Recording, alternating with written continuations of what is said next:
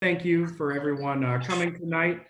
We have the pleasure of learning from Mr. Robert Gibbs, who is with Gibbs Consulting Group. Just wanted to let you know that Bob, we have the pleasure of having him as part of the Grosse Pointe Park Master Plan, which is handling the master plan for us. And Bob is handling the market study for the business districts. And so I'll just give a brief little background for Bob. He is a landscape architect, author, and founder of the Gibbs Planning Group. He teaches at Harvard University and hosts the Michigan Planning Today cable show. Gibbs is considered a global authority on the planning of urban commercial centers and has recently been named the Planetizen as one of the most influential urbanists of the past century. He earned degrees from Oakland University and the University of Michigan. This timely workshop will illustrate practical store planning and visual merchandising best practices for small retailers, restaurants, and downtown shopping districts in the post-pandemic era. Bob will have a presentation for us, and then afterwards he will be going with questions. So with that, I'd like to turn over to Bob. Thank you, Nick, and thank you to the Grosse Pointe Park for the opportunity to work with you on the master plan and this presentation.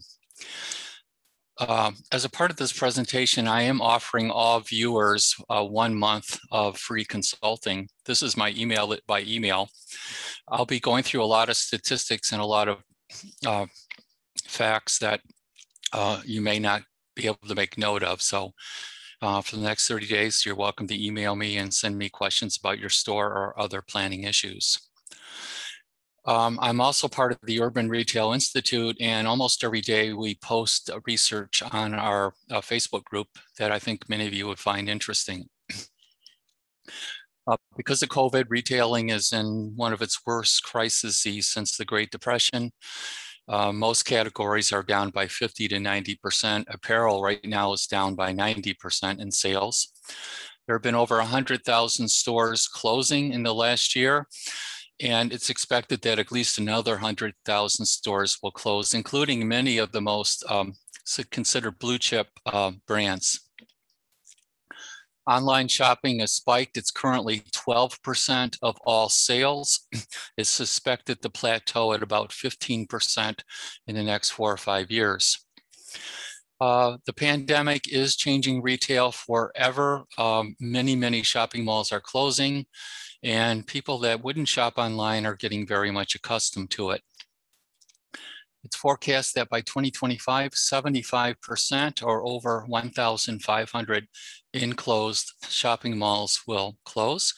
You've seen a number of those happen near the Grosse Pointes, including Partridge Creek, which is still open, but it's in foreclosure.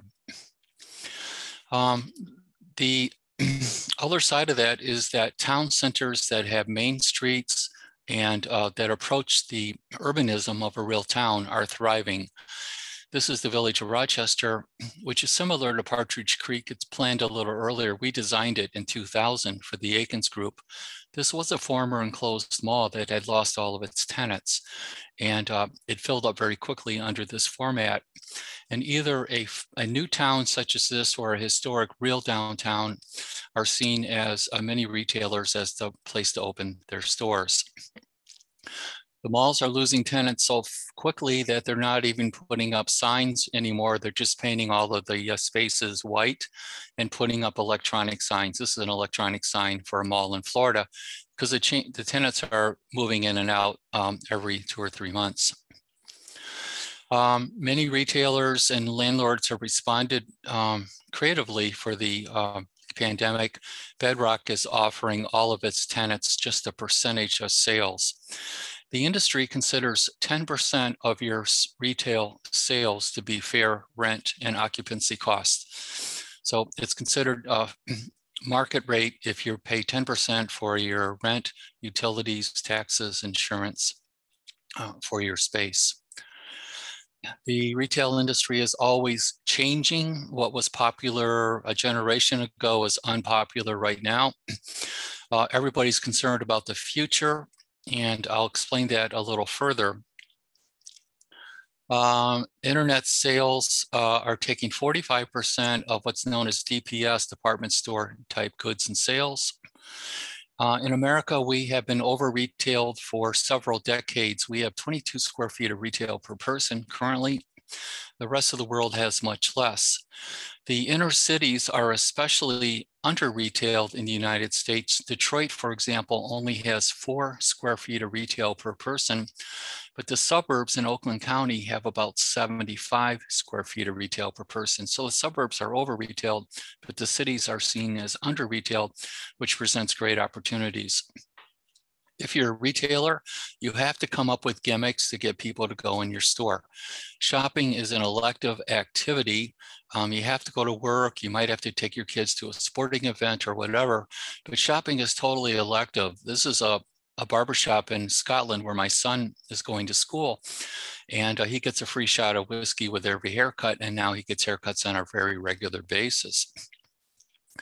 This is a neat little trick that a store in Cape Cod invented, where they talked the city into painting the striping to go directly to their front door for crosswalks. So it drove up their business about 25% because people crossing the street were right at their front door. These are called tactical exercises of increasing your retail sales. And I'm going to go through a number of those today. The newest trick is called vanity sizing, and that's where women's clothing manufacturers have cut the tags out of the apparel and replaced them with one size smaller. So last year, if you were a woman and you were a size 8, this year you'll be a size 6. And if you're a size 2, you'll be a size 0. And because of that, retail sales are really spiking for women when they find they can fit into one size smaller. They're apparently giving all of their old clothes away to charity and buying whole new wardrobes. This is a representative of the new town center concept. These really are fake towns built new on greenfield sites. This is one that we've been advising in Columbus, Ohio, called Easton Town Center. It's one of the most successful in the country. But these town centers build beautiful public realm, and they attract the highest, most popular tenants. These towns are built to look like real towns. This is Easton's little side street. They have streets, they're 2 lanes wide with wide concrete sidewalks, street trees, parking meters, everything that you'd find in a real Ohio small town. And even the storefronts and facades are actual duplicates of real towns in Ohio. The public realm is quite beautiful in these town centers, and that's because it makes people stay longer and come more on a regular basis. And when people visit these town centers, they tell us in surveys that they don't feel like they're in a shopping center. They feel like they're in a real town or a real place. Once there, they'll do shopping. The public decks and everything are very considerably designed. This is the parking garage at Easton. Its stairwells have stone floors, stone walls, drywalled ceilings, sophisticated lighting, even leather seating. Every element the customer touches is designed to a very high standard, to at least the standard they expect in their own home and their own office. Every detail is carefully considered. They put in small benches and small restroom facilities so that children feel more comfortable, and therefore their parents do. Details like signage are very important. They want to feel like a real downtown, and so they require handcrafted signage and handcrafted storefronts to offer the shoppers an experience that they can't get online. Historically in America, we did all of our shopping in downtowns. This is Bay City in 1943. The downtowns had state highways going through them. This state highway had 40,000 cars per day. They had on-street parking, and they had all of the retailers, all the national chains and regional chains. They sold groceries and mattresses and cars. Everything you could buy, you would buy in your downtown in their heyday. What's interesting is that until 1960, none of them had street trees. They were quite ugly up until the 1960s. This is a typical large city. They had no sign ordinances, no store design standards, no streetscape to speak of. They had a lot of traffic and they were quite ugly, but they also had a lot of market share. They captured about 70 to 80% of the market share. Now, in many cases, these old signs that are now illegal have become beloved. This is the Rexall in Charlevoix. And these old signs, which are not allowed anymore, are now considered historic landmarks. We all remember downtown Detroit. It had J.L. Hudson's, which was a 2 million square foot retailer. It was the largest department store in America, and it was on 12 floors. Hudson's was the size of 12 super Walmarts. You could put a super Walmart, 100,000 square foot Walmart on each of J.L. Hudson's 12 floors. In their heyday, Americans' downtowns had massive big box retailers. They would have 4 to 5 of these, and cities welcomed what we would call big box national chains in their downtowns. The department stores had beautiful interiors, beautiful storefront windows. They sponsored the Christmas parades, and they were beloved by their community. They did pay very low wages, and they didn't have sales. They would only have one sale a year, so you had to pay full price. But because of the experience, people were willing to do that. Downtowns lost 30% of their market share almost immediately when the department stores closed. This happened in Grosse Pointe and Birmingham. This is Birmingham's Jacobson's. When these stores closed, traffic dropped about 30 to 40%. Sales dropped almost immediately 30%. And mall developers will tell you that the department stores are essential for regional malls because they drive at least 30% of the traffic and sales. Partridge Creek, you probably noticed, had a sharp drop in visitors when they lost their 2 department stores. Now, downtowns only have about 10% of the market share compared to the 80% they had while they still had department stores. The suburbs have about 90% of the market share. They're not very pretty, but it's where you have to go in most regions to buy your goods and services. I'm part of a movement, I'm one of the founders of the Congress for New Urbanism. We're founded about 25 years ago, and our goal is really to stop suburban sprawl, or to offer an alternative to suburban sprawl by making it more profitable to build in cities or to build new towns from scratch. We're not trying to stop suburban sprawl by making it illegal or changing zoning codes, but by providing an alternative so that the real estate market would shift to cities and urban centers. That has happened. The real estate development conferences now are filled with cities, developers looking to build in cities or to build new towns. I'm a landscape architect. I worked for the Smith Group in Hamilton Anderson, and then went to work for the Taubman Company as their director of planning. The Taubman Company is known for having the highest sales per square foot of any shopping mall developer in the country. On average, their malls produce $1,000 per square foot per year. That's about 3 times the national average. And that's because the Taubman treated shopping as a science. We carefully studied how people walked in centers, what their habits were, and we were very good at kind of controlling the way people shop in the centers. I know how to make people go fast, how to go slow, how to turn right, how to turn left. And what we do now is we apply these principles, these private sector principles, to downtowns. For example, Taubman doesn't put clocks in their malls because people would go home at 5 o'clock and they knew what time it was. We learned that people like to park in the same parking aisle their whole lives as when they first visited the center. A lot of my practice now since the recession has working on repositioning failed centers. About a third of our work is advising real estate investment trusts and banks that have repossessed centers. This is one we just worked on in Maryland. The center has been vacant since it opened 12 years ago. And it's gone through 4 bankruptcies, and the developer's losing $1 million a year in lost rent. This is one we're advising in Florida right now. And the issue was that nobody could tell the first level were retailers because they didn't have any signs. Really simple. The average US mall produces about $320 a square foot per year in sales. Everything in the retail industry is based on sales per square foot because that drives rents. Rents are about 10% of sales per square foot. The average small retailer that we work with, we have a database of about 4,000 of them, only generates about $85 to $100 per square foot. If you are a small retailer, I recommend that you calculate what your sales are per square foot per year for your sales area of the store. At $85 a square foot, these retailers are not earning enough to pay themselves a living wage. They would earn more money being a greeter at Walmart. If you are a small store, your goal is to produce $350 a square foot per year.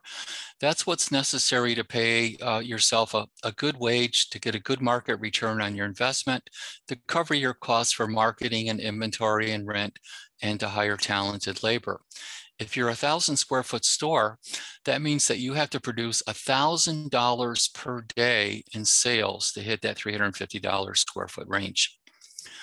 The average popular store in a shopping center like Bath and Body Works or a Williams-Sonoma produces about $650 per square foot per year in sales. The average outlet mall produces $2,400 a square foot per year. The average Apple store produces $5,000 per square foot per year. The Apple store sales are so high that Wall Street will not let the mall developers count them in the average for the center. The Apple store in New York, in the GM building, in the basement of the GM building with no windows, a 10,000 square foot store, produces $66,000 per square foot per year. We believe that's the highest grossing retailer in the country. So here's just a chart of the average sales. The average small independent retailer, 85 a square foot per year, malls 320, resorts 850, Taubman centers 1,000.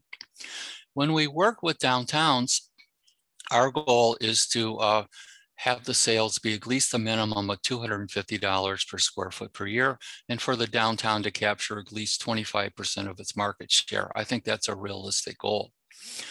Department stores, again, increase retail sales by 33%. If Grosse Pointe could have a Jacobson's or a Nordstrom's or a high-end department store, the other retailers would see a sharp increase immediately in sales. Grocery stores increase sales by about 25%, and the Grosse Pointe, the village, is very fortunate to have the Kroger there. And Grosse Pointe Park has a nice specialty grocer. Those are very important for driving up sales and bringing in traffic.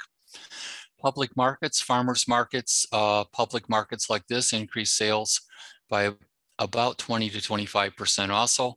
Public markets are enclosed farmers markets that are open 7 days a week, and they sell poultry and cheese and meats and baked goods, etc. The Detroit area really does not have a real public market. There's one in Bay City and one in Flint, but it's unusual that we don't have one. Restaurants increase retail sales by about 15%.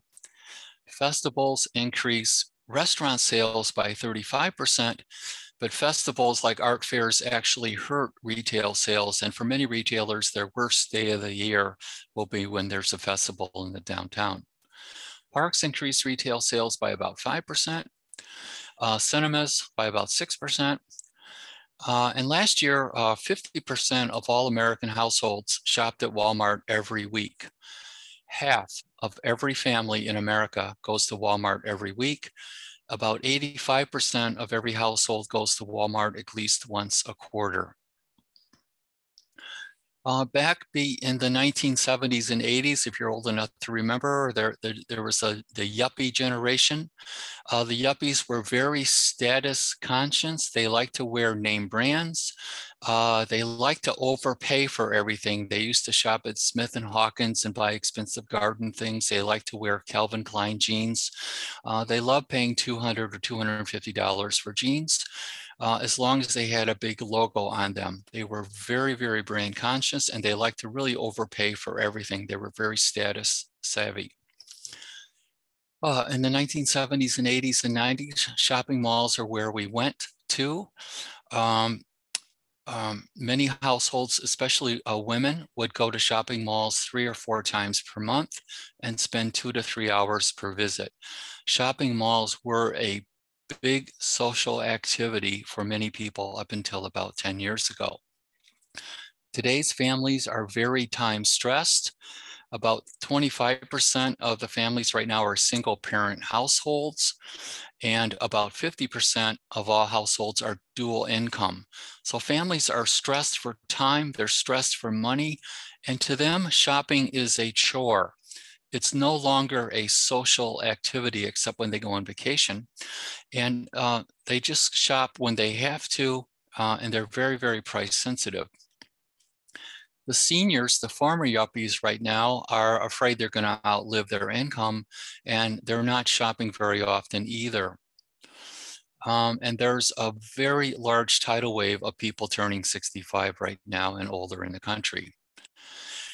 The newest town center and probably the most popular is the Avalon Town Center. It's in a suburb of Atlanta. And this represents the new state of the art. If the village of Rochester or Partridge Creek were built today, it would look like this. It would have 4 stories with residential on top of retail, and it would have large office buildings and large hotels, grocery stores, some department stores, cinemas, and all of these land uses triangulate to support each other. The retail does well because it has office workers and residents. The homes are worth more money because people can shop to restaurants. Rents can be 18% higher if you can walk to a Whole Foods or a Starbucks, for example. And the office rents are higher because they can walk to restaurants. This is a very early town center, Birkdale Village in Charlotte, North Carolina.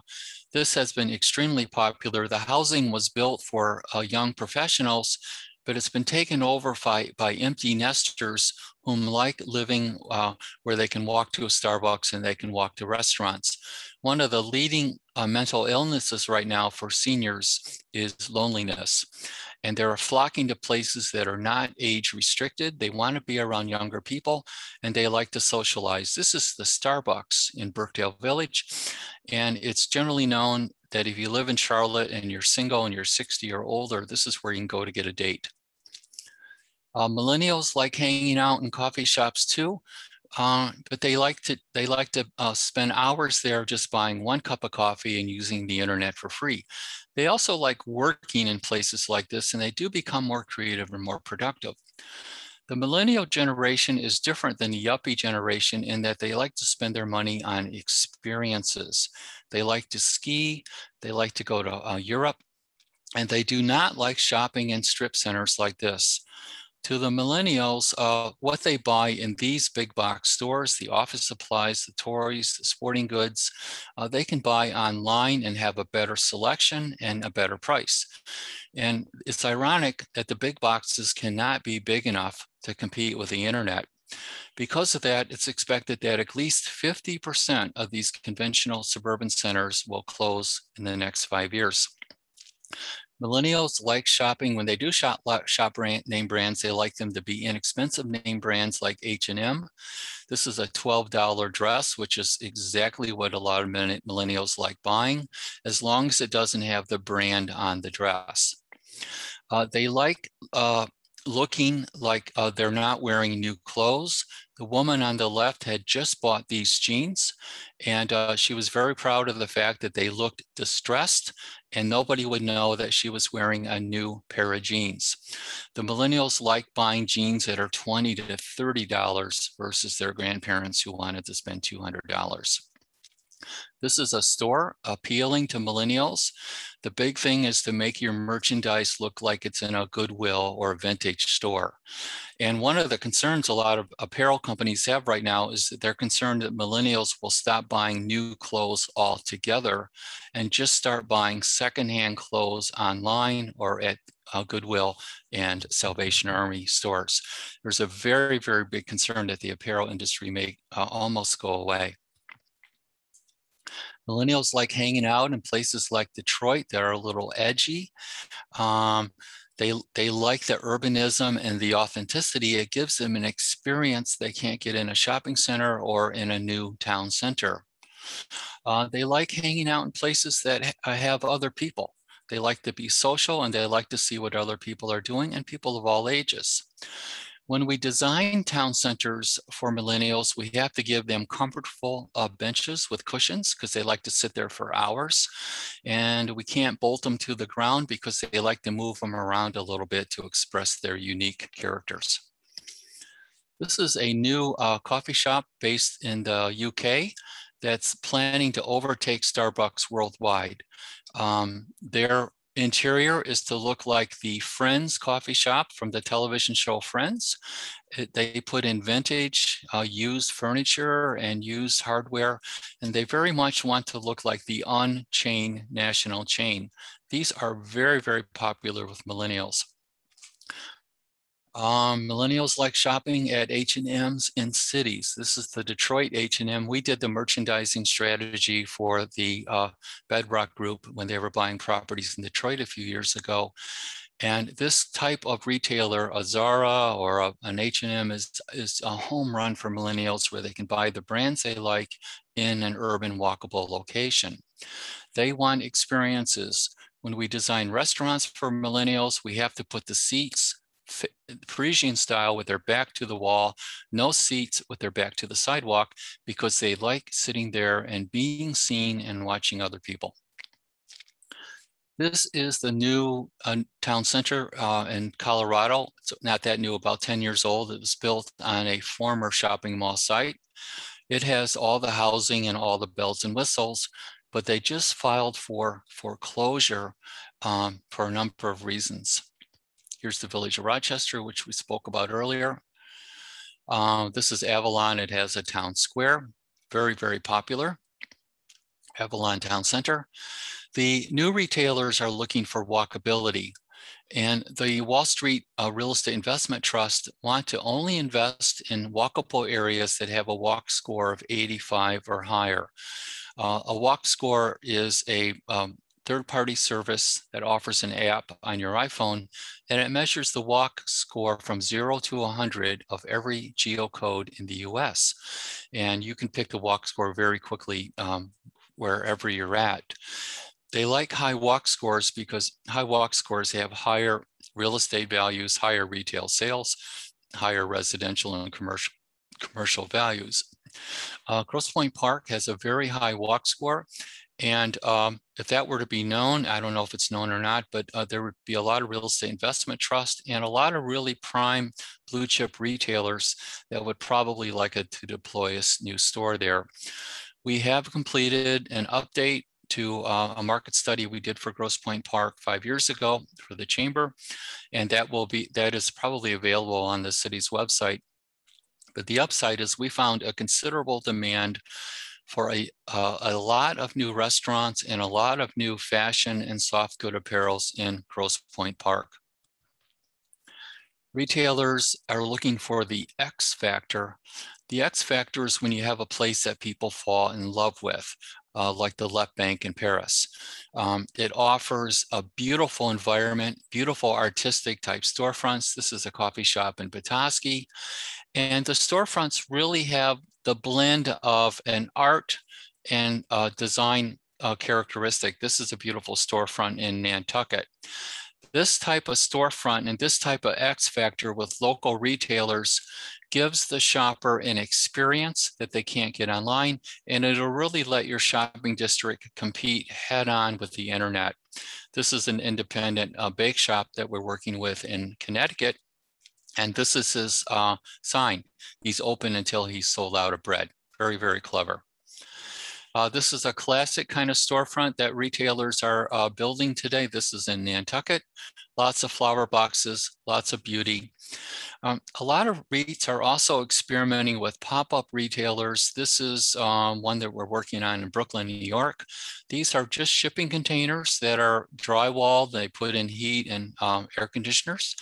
And they rent these little sheds to retailers on a monthly basis. And these can produce very high sales. And if you have 4 or 5 or 10 of these, you can produce really a little shopping destination for people to go to. These are pop-up shops that we did up north in Michigan by Petoskey. These are on Walloon Lake in Walloon Village. We did a strategy for them several years ago, and we had them design these little pop-up shops. These are just 40 square feet, but there's 12 of them, and combined they offer really a critical mass of unique goods and services. And this would be a good thing for Grosse Pointe Park and other communities to consider. Many of these small incubator stores grow and end up taking full leases in the community. It's also important to have art and good civic realm. It's estimated that murals and high quality civic art can increase foot traffic by up to 25% and restaurant sales by as much as 15 to 20% and retail sales by 20 to 30%. We very much encourage communities to invest in a high quality public art. Here's a mural in Cincinnati, which has one of the best mural programs in the country. This is Sioux Falls, South Dakota, where we've been working, and they have a really beautiful art program where they, the city installed pedestals in the shopping district, 3 or 4 per block, and they invite juried artists to come and display their sculpture on the pedestals, and then they give them a pretty sizable prize each year. This gives the city about 40 to 50 beautiful pieces of art. It brings a lot of people there to see the art, and it drives up retail sales. Also, during the pandemic, many families are taking day trips to new cities and visiting places they haven't been before. And that's happening in the Grosse Pointes, we know for sure. And it's important to have little wayfinding signs like this. These are the wayfinding signs in Harbor Springs, just listing where the parking is, where various restaurants and retailers are, so that when that family goes there on a Saturday or a weekday, they can find out what to go to. Speaking of signage, it's important to have handcrafted high quality signage on your storefront. Really anything you'd see in a commercial strip center, you should try to avoid to be competitive. Handcrafted blade signs like this are highly encouraged. These signs should be no bigger than 3 square feet. They should be 8 or 10 feet off the ground, and they really should be of high quality and design. A-frame signs like this can drive up traffic and sales to retailers. They should be allowed in the shopping district, but they should be regulated as to where they're located, and they should be handcrafted artistic signs like this instead of the plastic signs you can buy at a big box. This type of sign reinforces the shopping district as unique and experiential, offering something you can't buy in a mall or online. It's important to have artistic signage like the sign on the upper left. This is a store in Birmingham. 3-dimensional signage, again, reinforces the brands and district as being unique and offering special high quality goods and services. Here's a clever sign in France. This is a steel sign that was designed by a local artist for this women's apparel store. We recommend that you work with local artists, set up a relationship between local artists and retailers and restaurants to design their signage and storefronts. Last year, 75% of all retail sales occurred after 5 o'clock at night. If your store closes at 5 or 6 o'clock at night, you are giving up 75% of the market share. Believe it or not, about 20% of the sales often occurs on Sunday. Now, that being said, it is impossible for independent retailers to have evening hours. Really, only the national chains can afford the staff and management to keep extended hours. So generally, retail districts that are all independent specialty stores are capped at about 35% of the market potential because of their limited hours. Parking is extremely important for competitive shopping districts because people in America are lazy. They like to park directly in front of the front store or at least on the block. While working for the shopping developer, I found that shoppers want to see the front door of the store from where they park the car. Even if it's 200 or 300 feet away, they will feel safer if they can see the front of the store from their store. That's especially true in cities where people want to park on the same block. The small retailers need on-street parking because they can't afford to advertise, and they really need to induce people to come into their store with nice storefronts and nice merchandising and to have a parking space in front of the store to go to. Our research finds that every parking space that turns 8 times per day will generate $175,000 per year per space. So 2 parking spaces that turn 8 times per day each will generate enough sales, just those 2 spaces, to support one 1,200 square foot retailer. The key is that the space has to turn 8 times per day, and the only known way of doing that is to have a parking meter. Without parking meters, store owners and employees, especially real estate and hairdressers, like to park directly in their front of their store. This is an upscale apparel store in Cape Cod, and this store owner parks in front of their store all day from 8:30 in the morning till 8:30 at night. And she feels she's perfectly entitled to park in her store. And she rationalizes it by saying that it's marketing for her store because she has the name of her business on her car. The cars on the right and left are also store owners that have businesses next to her. And there is really no parking for customers on this main street. They have to park in remote lots. And the retailers are begging the city to come up with a new parking strategy because their #1 issue is that customers complain about parking. If you do have meters, we highly recommend that you have the old-fashioned meters that take quarters, but also that take credit cards and iPhone apps. The parking kiosk is more efficient. It's easier for the city to collect the money, but it's very complicated for shoppers to use. It requires that the user can read and follow instructions, and that's generally beyond the ability of a lot of shoppers. In all the new towns that we work on, we recommend parking meters. This is a town, we didn't work on this one, but this is Victoria Gardens in California. The classic Main Street, 2 lanes with parallel parking on either side and parking meters everywhere. We like to tell developers only put parking meters where you want to have high sales. Visual merchandising is what we're going to focus on today. Merchandising is the science of creating an enticing spot for people to visit and shop at. There are a number of basic rules about merchandising. The first is to have good lighting. The second is to have a front and center table. That's the table on the left here.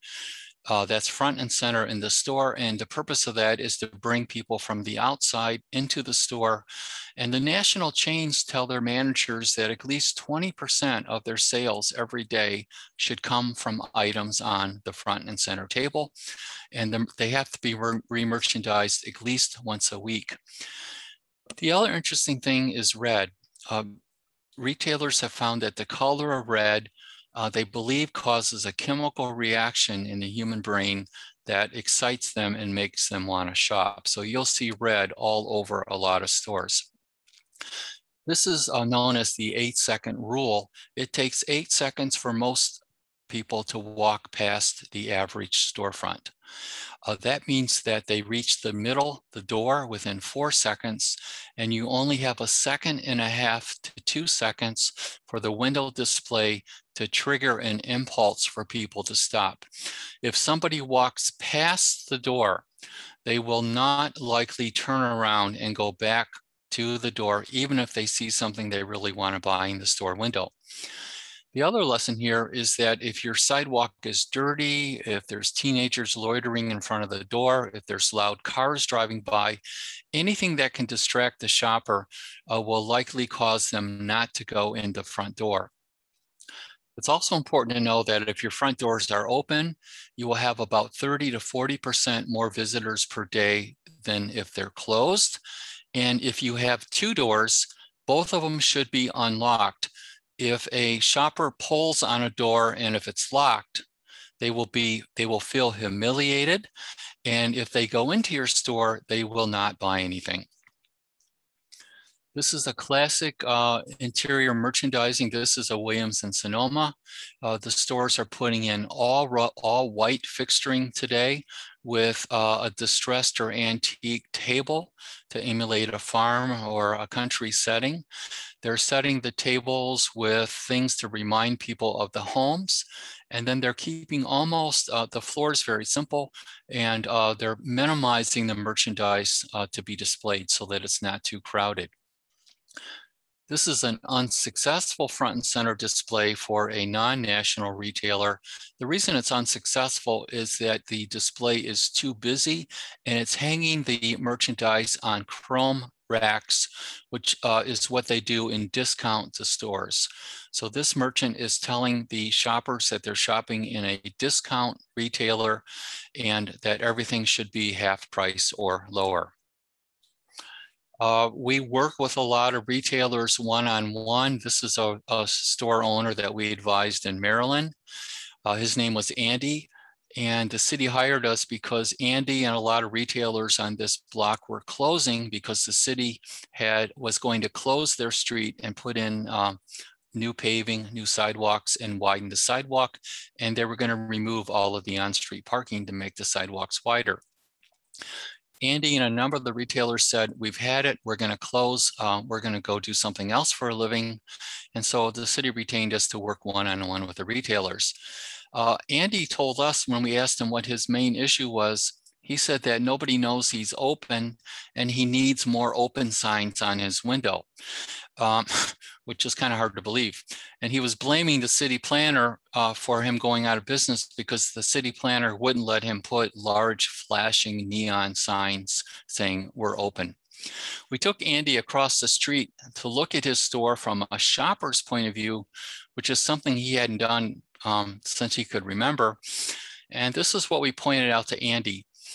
He had dirty glass, he had dead flowers in his planter, he had a dead mouse in the window, his glass was held up by duct tape, the door was sticky, it took 2 hands to open the door, it was off at the hinge, it was unpainted, quite ugly.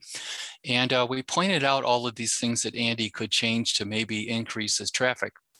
Andy also told us that his customers stopped coming in after 1 o'clock. He had usually a strong morning business.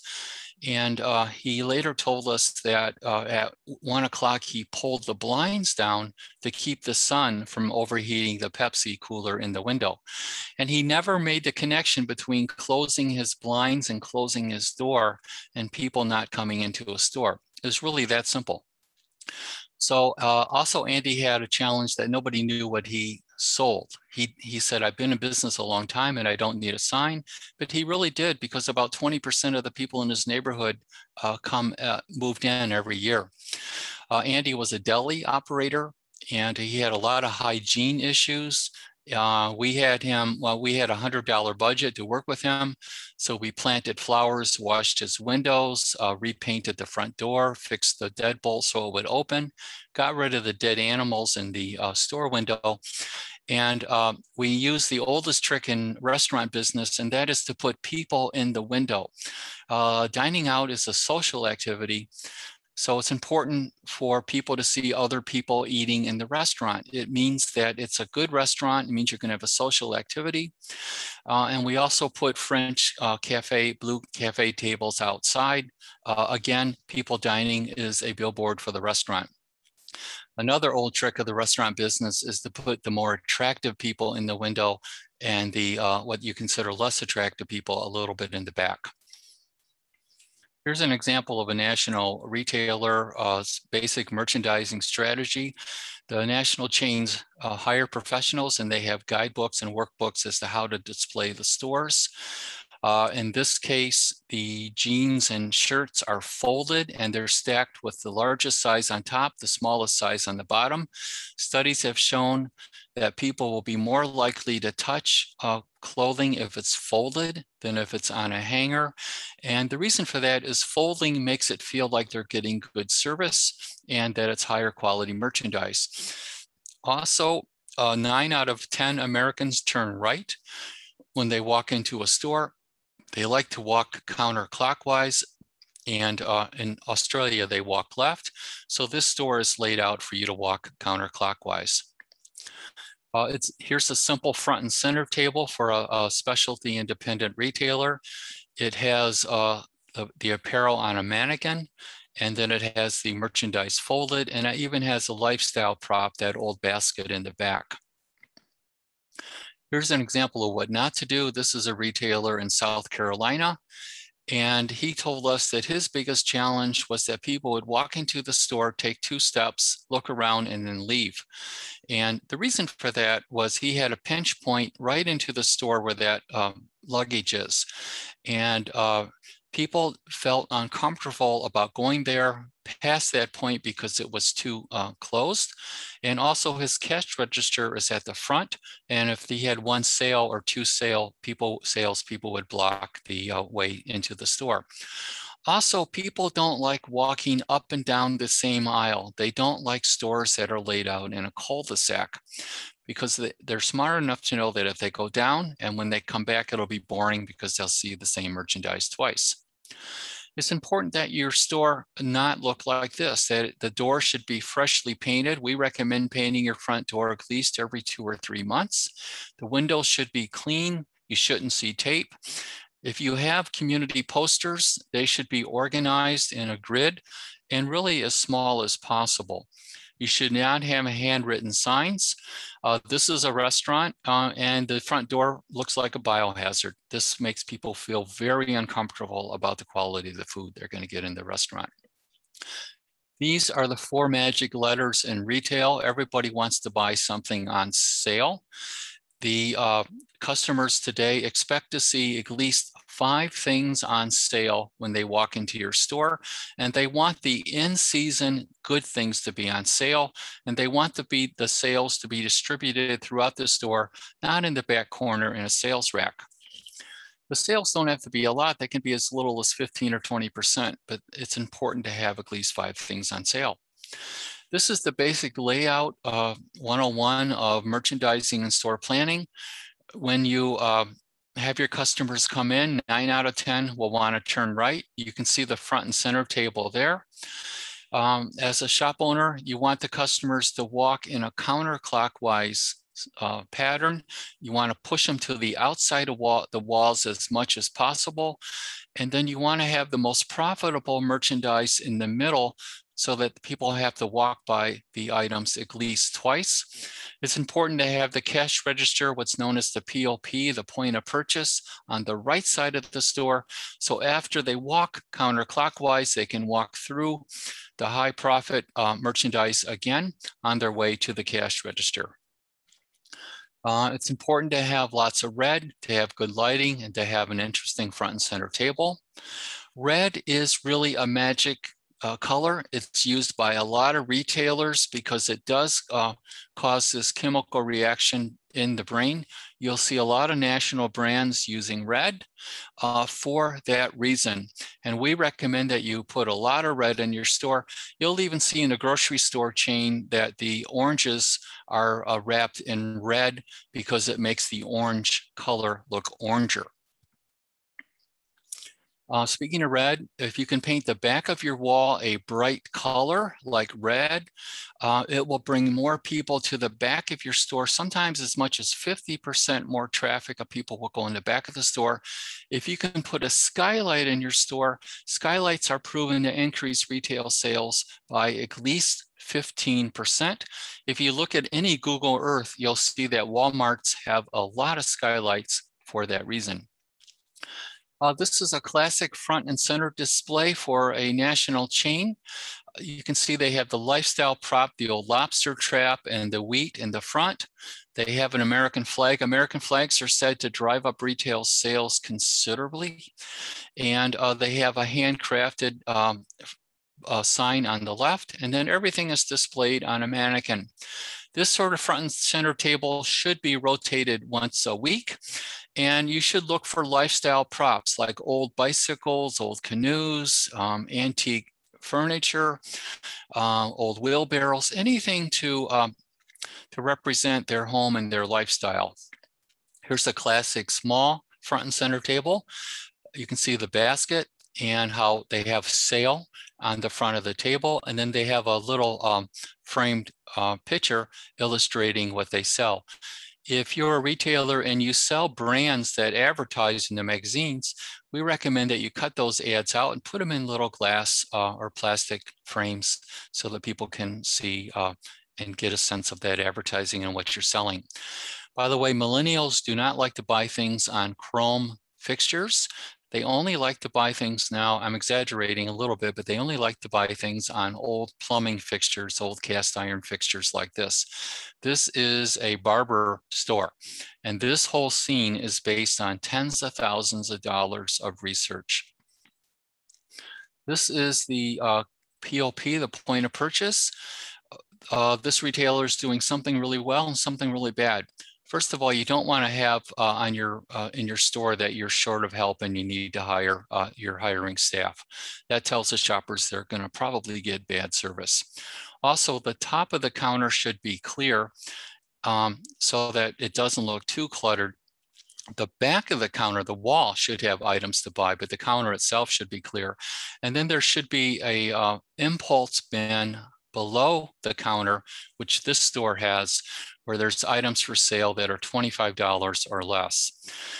Research has shown that once people get out their checkbook or their credit card, many people go into a slightly manic stage where they want to buy other things before the cash register, the sale is finalized.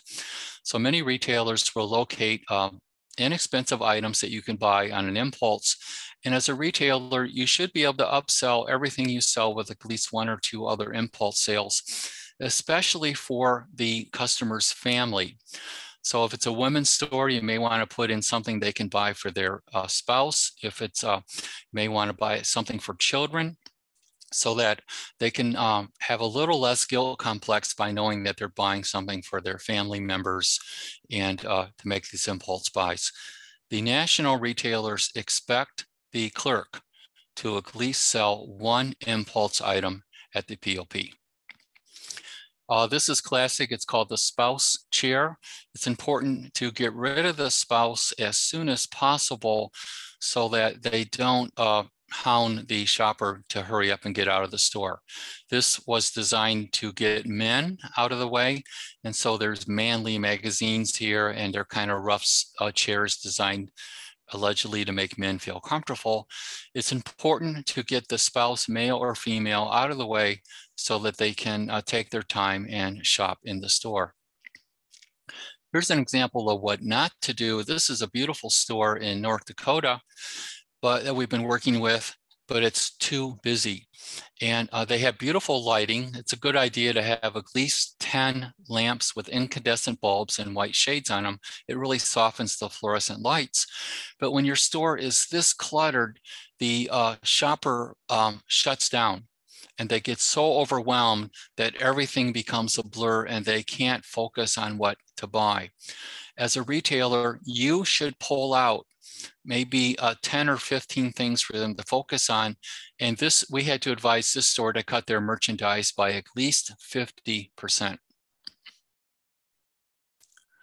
Here's a good example of that incandescent lighting. This is a restaurant, but this kind of lighting makes people feel comfortable, more relaxed. They'll stay in your store longer. The only thing is that the light bulb has to be the old-fashioned incandescent bulbs, generally 60 watts. The new LED lights are too cool and too bright. This is a classic restaurant layout and lighting. The rule of thumb for restaurants is they need to have 3 lighting sources, lights on the ceiling, wall sconces, and then a light at the table. It's important to have all 3. It's especially nice if you have a dinner restaurant to have candles, real candles on the tables. People will stay longer and they'll be more likely to order dessert and that second glass of wine. Cinemas only raise retail sales by about 5 or 6%.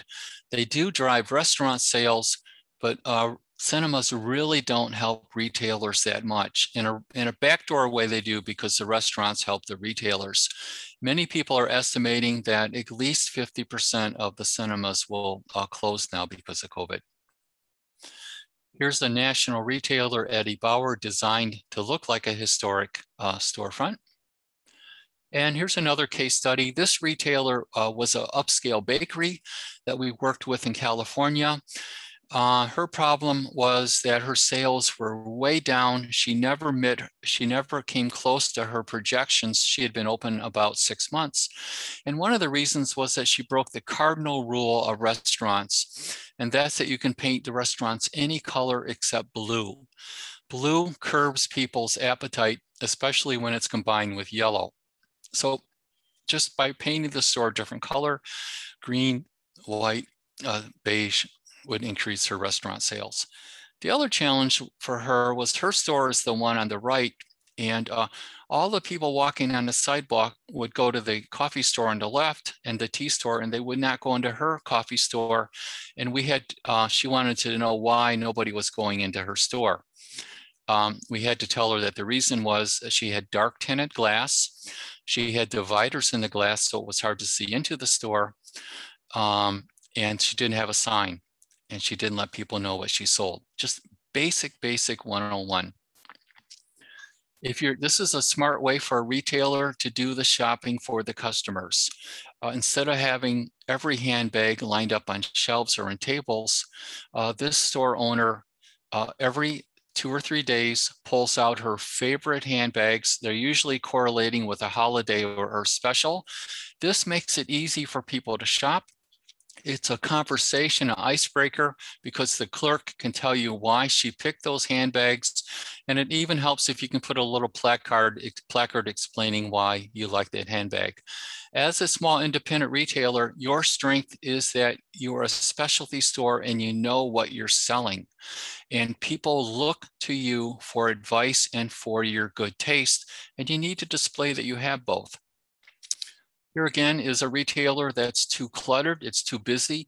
They should cut at least 60 to 70% of the merchandise out of the store. Their sales would go up considerably if they would reduce their merchandise. Now, there are some people, especially tourists, that love going to stores like this for entertainment.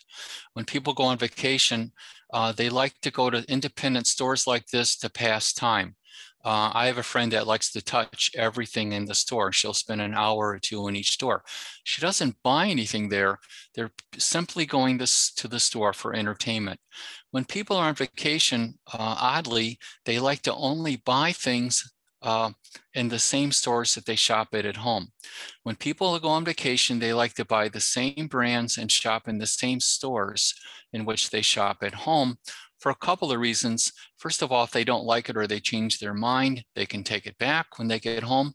If they're buying a gift, the recipient can take it back. And lastly, they know exactly what they're buying. They know the price, the fit, the quality, and all of that. So it's very strange, but when people go on vacation, they just like to shop. They like to spend at the national brands. They like to shop at the independents. This is a classic retail storefront that demonstrates the side principle. Instead of just having a sign band, it really is effective if you can bring the sign band to both sides of the front door. This pops the store. It gives you a very nice presence, and it can reinforce yourself as an independent retailer.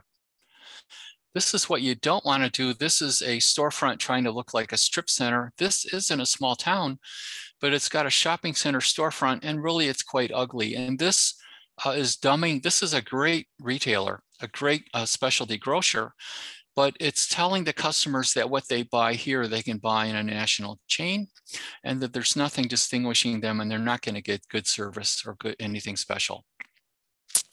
Here's a classic little store on an alley, and they close the doors at night for security, but in the daytime, they just swing these doors open, use it for a display rack, and it really creates a really beautiful character.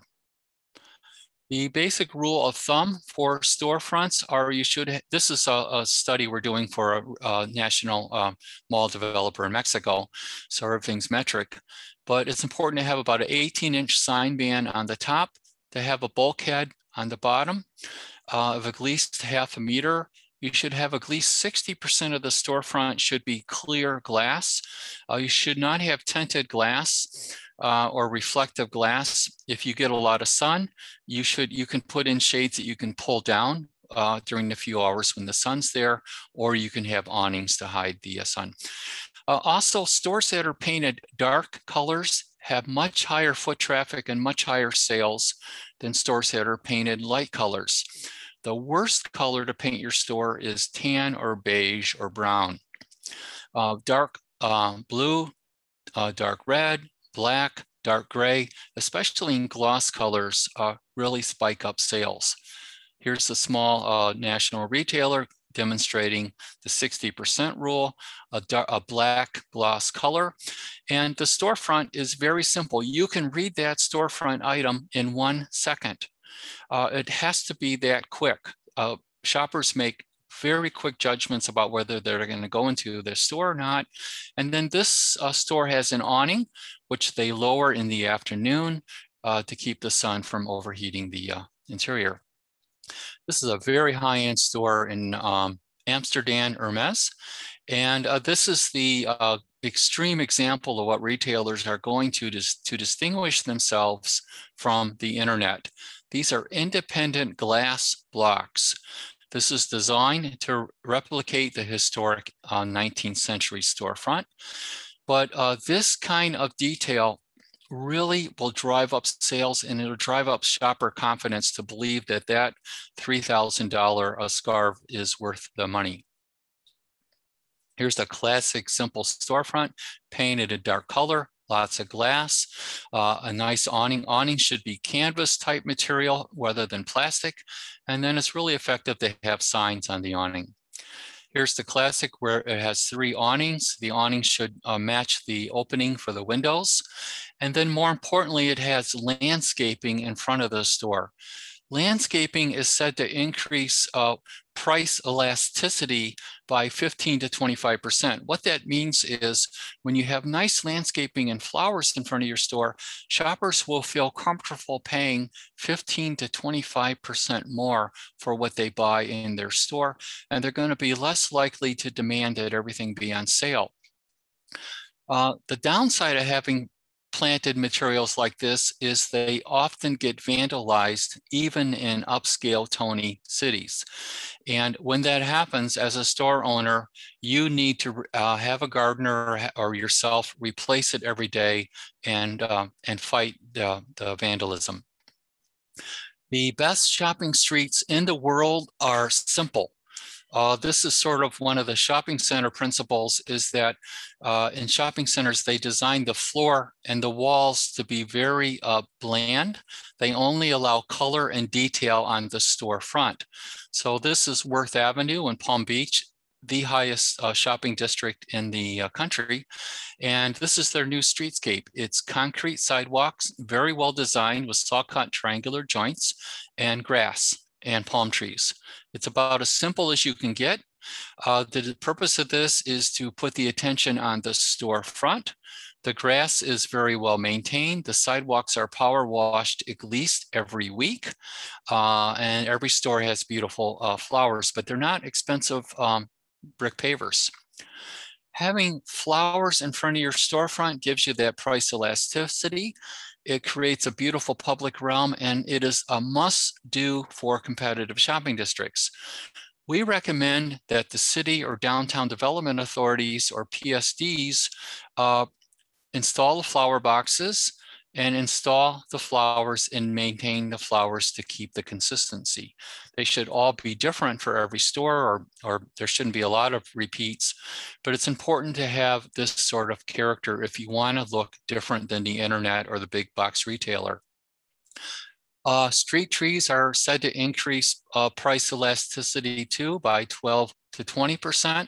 People stay longer in shopping districts that have big street trees, and we highly recommend, especially traditional street trees in Midwest cities. What's a traditional street tree? It's the oak, the sugar maple, the basswood, the horse chestnut, the trees that were around in cities prior to World War II. That doesn't include Bradford pears or honey locusts. These trees are overused and they really take away from the authenticity and the unique character of your downtown. When you do put in street trees, you should ask your landscape architect not to put them in front of the store, which isn't that hard to do if they look at where the stores are. I'm a landscape architect and I just wrote an article about this. I was trained to put everything on a grid, whether or not it blocked a storefront or not, which is a bad idea. This street tree blocks a nice storefront, and it would work just as well if it had been located to the right in front of the utility closet. Because of COVID, like I said earlier, about 75% of the national chains are closing, or the malls are closing. And when the malls close, they don't give the stores much notice. It's not uncommon for retailers to get 30 to 90 days notice that the mall has been sold and it's closing and they have to leave the center.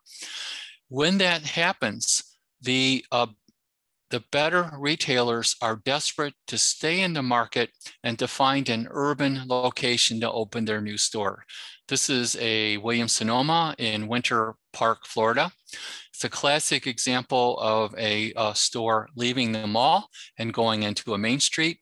They like to go into main streets that have high walk scores and to cities that have high design standards. This is an extreme example of an upscale Williams-Sonoma in a major city. Going into the downtown, they will spend $1 million to $2 million on the store. They like to restore the storefronts to a very high standard of a historic building, but they will only go to downtowns that have very high store design and building design standards and that have a great public realm. This kind of retailer does not want to be the best store on your main street. They don't want to be next to a store that can build a strip center storefront or have styrofoam or plastic facades. The national stores are running to American cities. This is Pasadena. They're going there because the rents are less, the total operating costs are less, and their shoppers today want to spend time in walkable downtowns that have a beautiful authenticity. Unfortunately, or depending on your point of view, most of the downtowns that we work with do not want national retailers. And in fact, a large part of our work is writing codes for cities to prohibit national retailers. The National Main Street Program and many urban planners feel that if there is a national chain in their downtown, that it'll spoil it, that it won't be able to compete with the mall, and that it'll just generally ruin the city by having national chains. So this is out in Carmel by the Sea. Most of my clients feel that that sign on that store would ruin the city. Carmel by the Sea likes to have national chains, by the way, but most don't. This is Savannah, South Carolina. This is the Banana Republic. Savannah and Charleston both welcome national chains as long as they are built in historically accurate storefronts and as long as they implement best practices. Both of these cities, policymakers have decided that they want to compete with the suburbs by making it more fun to shop in the downtown and as a way of curbing suburban sprawl. They also know that having these shops in the downtown will make it more interesting to live there or to work there. Here's an example of the Banana Republic in Charleston. This is a new storefront designed by the Banana Republic store to look old. It's actually got a very faux patina to add to its authenticity. The big box retailers like Target and Walmart are also running into cities. They have found also that cities only have 3 to 5 square feet of retail per capita. It's a great opportunity to grow. This is a Walmart in downtown Washington, D.C., and it's a 4-story Walmart with all structured parking. This is the typical new Target. This is a 30,000 square foot city Target store, which is about 25% of their average store in size. And it's a 3-story store. So this is the new state of retailing. Retailing is going to cities. Many cities are cautious about having too much retail. We think Grosse Pointe Park has a lot of opportunity to attract a lot of really quality national, regional, and local retailers. It offers the walkability that a lot of retailers, developers, and people are looking for, and we're very bullish on the opportunities that are presented there. So thank you very much. Again, this is my email address. You are all welcome to email me for free for the next 30 days. And I'd be happy to correspond with you. If you have a storefront, send me photos of your store or outline the issues that you have. I also encourage you to follow our Urban Retail Institute site. This is a book I've written all about these principles, urban retailing. There's a couple of chapters about signage and merchandising and parking and best practices for cities. And I teach a class at Harvard. This is last year's. I teach a 3-day class at Harvard in the summer, all about urban retail. It's open to the public if you're interested. And this is our Urban Retail Institute. And we are the Gibbs Planning Group based in Birmingham and Naples. So thank you very much. I'd love to take some questions if we have some, or I look forward to hearing from you. Thank you, Mr. Gibbs. This is Leah Smith. I'm with the City of Grosse Pointe Park. I want to thank you again for your presentation. And so if is anyone on the call who would like to ask any questions of Mr. Gibbs, I would encourage you to use the raise hand function in the Zoom application. It should be along the bottom of your meeting controls. Or if you would like to, you can press *9 on your keypad and I will call on you and you can go ahead and ask your questions.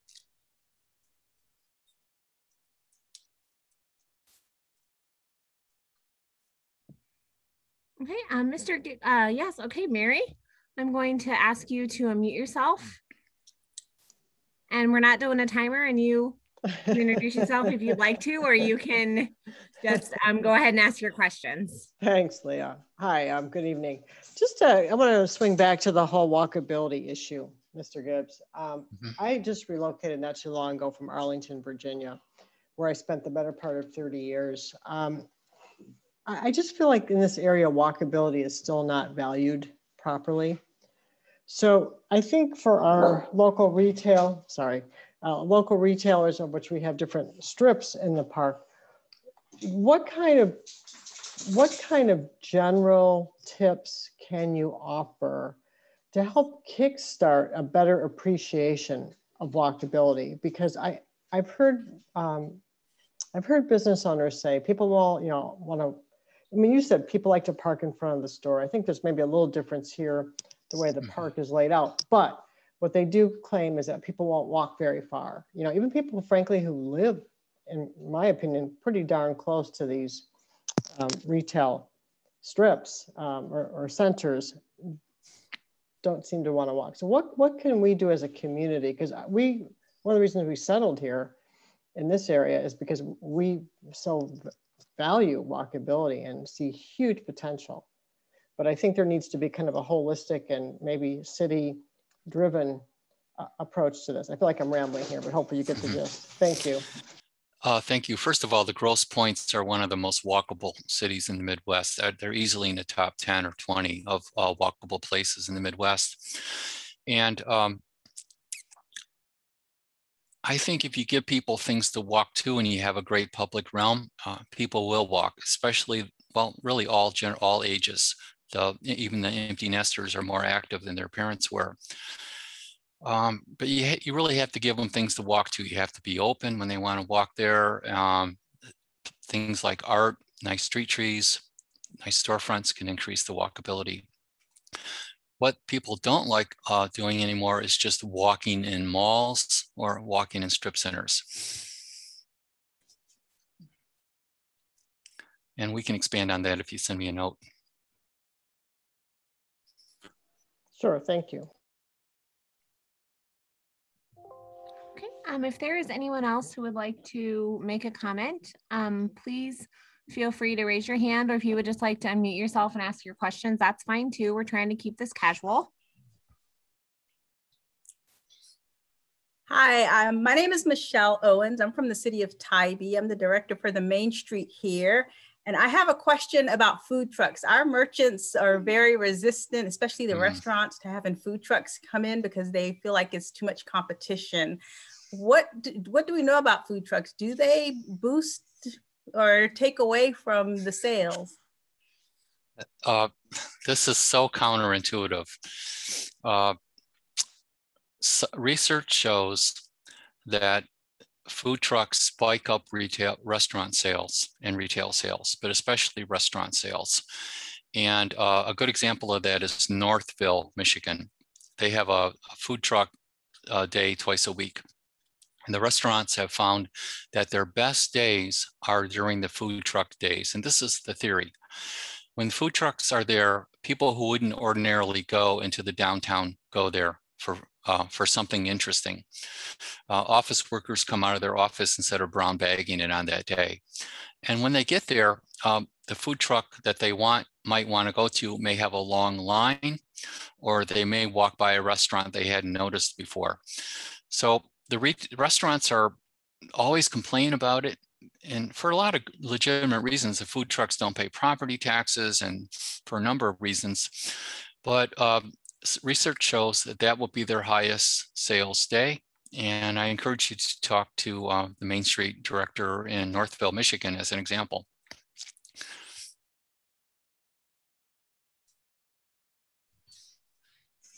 Okay, if there are no further questions, I would like to thank Mr. Gibbs again. So Mr. Gibbs, thank you again.